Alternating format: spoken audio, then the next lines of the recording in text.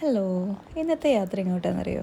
കുഞ്ഞിക്കണ്ണൻ്റെ 28ൻ്റെ shopping day. ഈ കാണുന്ന പരിപാടി എന്തെന്നറിയോ? നമ്മുടെ നാട്ടിലെ പൂരമാണ് കേട്ടോ. പനംകുരിശിക്കാവ് ഭഗവതി പൂരം ഇന്നലെ ആയിരുന്നു കേട്ടോ പൂരമൊക്കെ. ഞാൻ ശരിക്കും ഒരു പൂരം പേഴ്സൺ അല്ല കേട്ടോ. പക്ഷേ എൻ്റെ ഇവിടുത്തെ നാട്ടിലെ പൂരവും അതുപോലെ തൃപ്രയാറ് തേവരുടെ പൂരം സെയിം ഡേ ആണ് കേട്ടോ സ്റ്റാർട്ട് ചെയ്യുന്നത്. അതുപോലെ സെയിം ഡേ ആണ് പൂരം. അതുകൊണ്ട് തന്നെ എൻ്റെ കല്യാണം കഴിഞ്ഞോടുകൂടെ നാട്ടിലെ പൂരം കാണലെല്ലാം അവസാനിച്ചിട്ടുണ്ട് കേട്ടോ.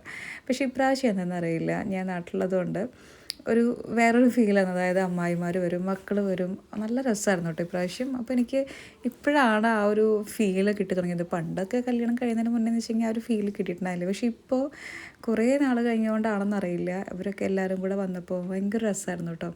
അപ്പോൾ ഞാൻ വിചാരിക്കുന്നുണ്ട് അടുത്ത പ്രാവശ്യം തൊട്ട് അവിടെ എന്ന് വെച്ച് കഴിഞ്ഞാൽ നമ്മൾ പൂരത്തിൻ്റെ തലേ ദിവസം തേവർ പോയി കഴിഞ്ഞാൽ പരിപാടി നാട്ടിലെ പൂരം ഇതിൻ്റെ അടുത്ത ദിവസമായിട്ടാണ് വരുന്നത്. അപ്പോൾ പിന്നെ അടുത്ത പ്രാവശ്യം തൊട്ട് പറ്റുന്ന സമയങ്ങളിലൊക്കെ പൂരം അതുപോലെ നാട്ടിലെ പരിപാടികളൊക്കെ അറ്റൻഡ് ചെയ്യണമെന്ന് ഞാൻ മനസ്സിൽ വിചാരിക്കുന്നുണ്ട് കേട്ടോ. അങ്ങനെ നമ്മൾ പെരിന്തൽമണ്ണ എത്തിയിട്ടുണ്ട്. പെരിന്തൽമണ്ണ നമ്മൾ KMT സിൽക്സിലാണ് കേട്ടോ വന്നിരിക്കുന്നത്. കുറച്ച് അമ്മയ്ക്ക് കുറച്ച് സെറ്റുമുണ്ട്, സെറ്റ് സാരി, അങ്ങനെ കുറച്ച് ഐറ്റംസ് നോക്കാനൊക്കെ ആയിട്ട് കേട്ടോ. അപ്പോൾ കുഞ്ഞിക്കണ്ട നല്ല ഉറക്കാം കേട്ടോ. അപ്പവും ചിമ്പും പിന്നെ ഫുൾ എക്സ്പ്ലോറിങ്. ഇന്നത്തെ ഷോപ്പിംഗ് ശരിക്കും അമ്മയ്ക്ക് മക്കൾക്ക് അത്രയേ ഉള്ളൂ.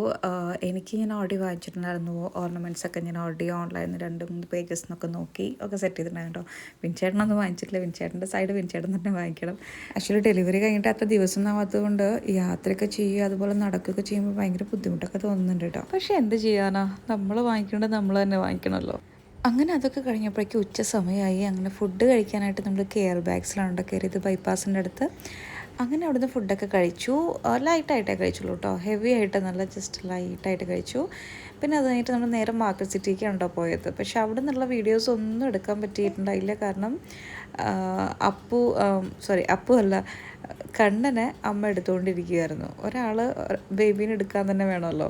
പിന്നെ അത് കഴിഞ്ഞിട്ട് അപ്പൂനെയും ചിമ്പൂനെയും പിന്നെ വിത്ത് ഡ്രസ് ഷോപ്പിങ്ങും.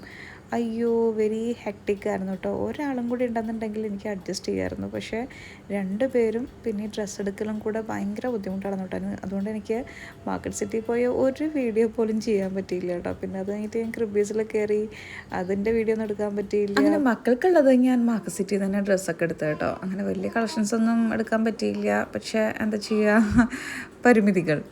അങ്ങനെ പിന്നെ മൗസിയിലേക്ക് പോയി. നല്ല വിശപ്പുണ്ടായിരുന്നു. പെരിന്തൽമണ്ണ മൗസി ആർക്കെങ്കിലും അറിയുന്നവരൊന്ന് കമൻറ്റ് ചെയ്യട്ടോ. പെരിന്തൽമണ്ണക്കാർക്ക് എന്തായാലും അറിയാതിരിക്കില്ല, അറിയുന്നവർ കമൻറ്റ് ചെയ്യണേ. അങ്ങനെ പിന്നെ നേരെ വീട്ടിലേക്ക്. ഇനി ഷോപ്പിംഗ് ഉണ്ട്, ബാക്കി ഇനി പപ്പയ്ക്കും പിന്നെ വിൻചേട്ടനും. അപ്പോൾ ഇന്നത്തെ വീഡിയോ ഇത്രയേ ഉള്ളൂ മക്കളെ. നാളെ പുതിയൊരു വീഡിയോ ആയിട്ട് കാണാം.